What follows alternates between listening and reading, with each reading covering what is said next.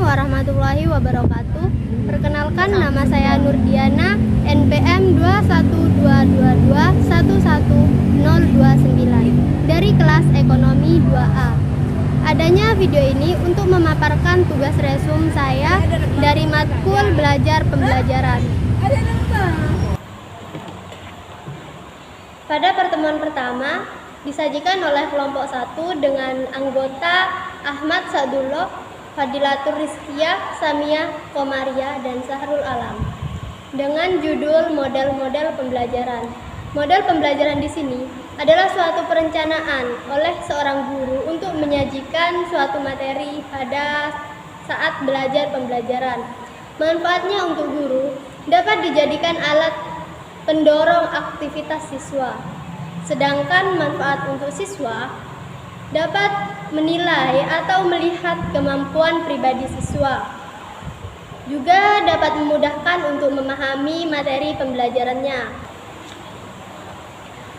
Untuk pertemuan kedua disajikan oleh kelompok 4 dengan anggota Qurratul A'yun dan Muhammad Al-Faid dengan judul Evaluasi Belajar dan Pembelajaran.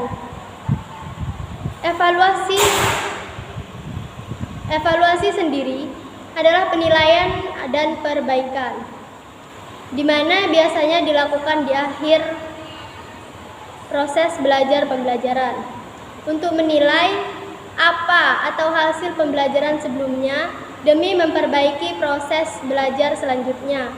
Tujuannya untuk mengetahui kemampuan kita dalam bidang tersebut.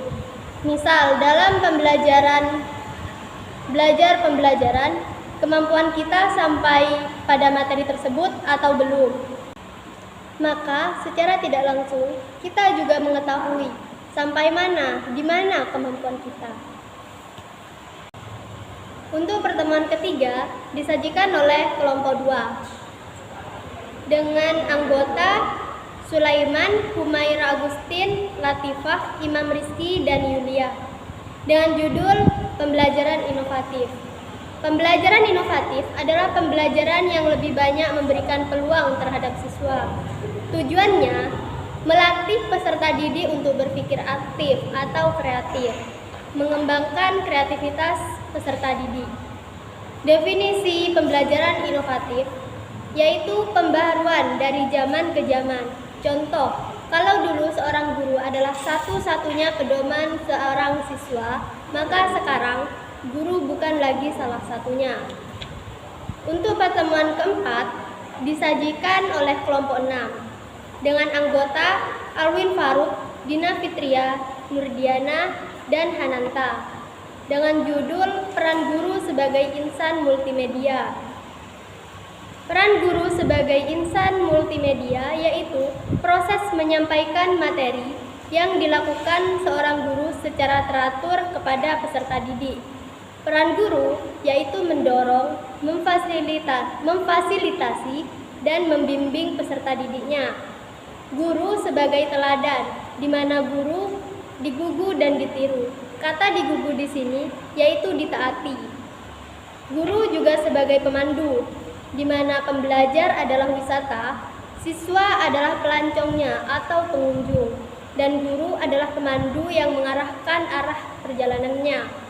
Seorang guru juga sebagai peneliti, yaitu mencari tahu segala sesuatu menyangkut materi juga kemampuan siswanya. Untuk pertemuan kelima dibawakan oleh kelompok 3 dengan anggota Indah Fatika, Ihsan Nakib, Saida Aprilia, dan Jagat Wahyu Pratama dengan judul Masalah-masalah Belajar. Masalah belajar sendiri yaitu kondisi yang biasanya dialami oleh seorang murid dalam menghambat kelancaran belajarnya. Jenis masalahnya biasanya siswa yang kurang motivasi dalam belajar, siswa yang bersikap atau mempunyai sikap buruk di dalam kelas, atau bahkan siswa yang tidak pernah masuk kelas. Cara mengatasinya dengan memberikan tugas yang tidak terlalu banyak. Juga mengajak siswa untuk aktif, berpartisipasi, kemudian melakukan evaluasi untuk memperbaiki diri. Untuk pertemuan ke-6 dibawakan oleh kelompok 5 dengan peserta Ahmad Mutarom, Raihan Jauhari, Hikmatus Sakinah, Fadila Ayu Rofiani, dan Miftahul Amalia dengan judul Efektif dan Kekurangan E-Learning. Pengertian e-learning sendiri yaitu menggunakan media internet atau media jaringan komputer dalam proses belajar mengajar, atau bisa dibilang menyampaikan materi melalui alat elektronik. Kelebihan e-learning, kita dapat berkomunikasi meskipun tidak dengan secara tatap muka. Kita juga dapat menghemat waktu. Untuk kekurangannya, tidak semua tempat menyediakan jaringan internet. Juga berubahnya peran guru dalam pemaparan tatap muka, di mana siswa diharapkan untuk belajar secara mandiri. Manfaat e-learning, materi dikemas secara terpadu melalui e-learning. Pengertian efektif yaitu perubahan yang membawa pengaruh makna manfaat tertentu, bisa dibilang hal positif. Lewat pembelajaran efektif, peserta didik akan mendapat nilai yang bagus sesuai yang dia targetkan. Sekian pemaparan tugas resun dari saya, kurang lebihnya mohon maaf. Wassalamualaikum warahmatullahi wabarakatuh.